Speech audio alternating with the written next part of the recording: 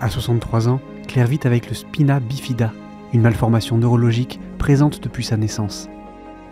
Ce handicap dont je suis porteuse, en fait, c'est un handicap lourd, puisque j'ai dû apprendre à marcher, et puis je suis complètement incontinente. Donc voilà, je vis avec ça au quotidien.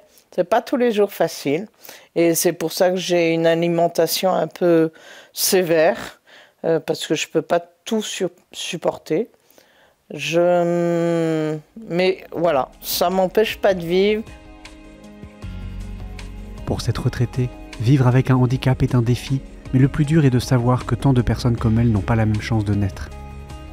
95% des enfants porteurs de spina bifida ne voient pas le jour. Et ça, c'est vrai que pour moi, c'est une vraie souffrance. Parce que je trouve que c'est dommage de ne pas pouvoir vivre, quoi, sous prétexte qu'on a un handicap. Je trouve ça très dur.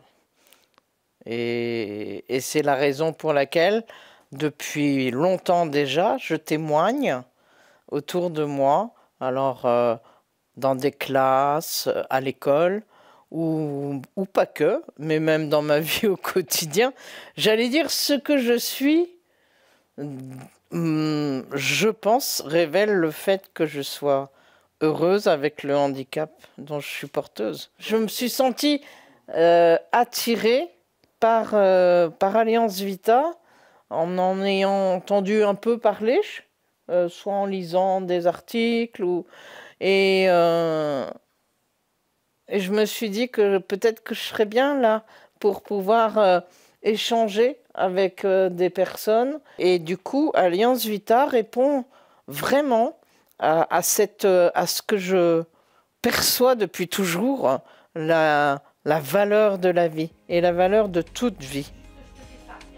Ce soir, Claire participe à l'Université de la vie, une formation d'Alliance Vita qui répond à ses préoccupations. Le thème abordé, être humain et le rester demain. Là, on va avoir une témoin, une personne qui a un handicap physique et qui va parler du besoin qu'elle a d'avoir des personnes qui peuvent l'aider et qui peuvent être bienveillantes à son égard, etc. Mais comme toute personne a besoin aussi d'être aidée, hein, dans toute situation. Donc mon regard change à partir du moment où je considère que l'autre aussi il est fragile, que l'autre aussi il est humain.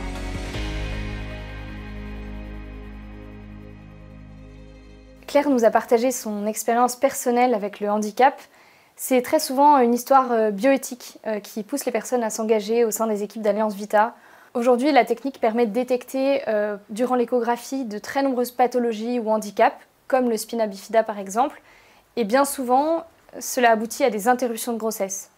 Nous, chez Alliance Vita, on pense vraiment que toute vie vaut la peine d'être vécue, mais bien sûr, ça nécessite un accompagnement des enfants qui naissent avec ces pathologies ou handicaps et des parents qui sont confrontés au bouleversement de l'annonce du handicap. Alliance Vita a pour mission la protection de la vie et de la dignité humaine à travers 3 piliers essentiels: écouter, former, mobiliser. L'écoute des personnes confrontées à des épreuves de la vie qu'on fait via nos services d'écoute nous permet de les accueillir sans jugement. Les personnes peuvent déposer ce qu'elles ont sur le cœur et trouver un chemin pour avancer.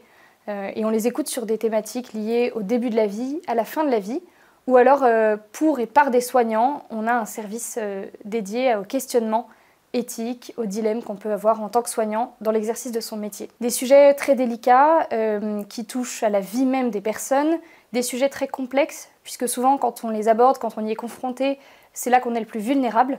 Et c'est pour ça que c'est essentiel d'être formé. En ce moment, vous le savez, il y a beaucoup de débats sur la question de la fin de vie, de la légalisation de l'euthanasie et du suicide assisté. Et beaucoup de confusion aussi sur ce sujet. Beaucoup de personnes qu'on rencontre nous disent qu'elles pensent qu'il faut choisir entre souffrir ou mourir. Chez Alliance Vita, on pense qu'il y a évidemment une autre voie à proposer, le soulagement des souffrances, mais dans le respect toujours de la vie humaine. Et on propose pour ça de l'écoute avec notre service SOS Fin de Vie qui permet aux proches de personnes qui souffrent de se confier. On propose aussi de la formation. La formation, c'est un deuxième pilier vraiment essentiel. L'Université de la vie, c'est un cycle annuel qu'on propose depuis près de 20 ans, partout en France, même à l'étranger. Cette année, c'est encore plus de 8000 participants qui sont venus se former sur des sujets aussi variés que l'infertilité, l'épigénétique, l'intelligence humaine, la prévention du suicide et bien d'autres. Enfin, la mobilisation de notre réseau. Le réseau va à la rencontre du grand public, à la rencontre aussi des médias en prenant la parole dans la presse et puis à la rencontre des décideurs.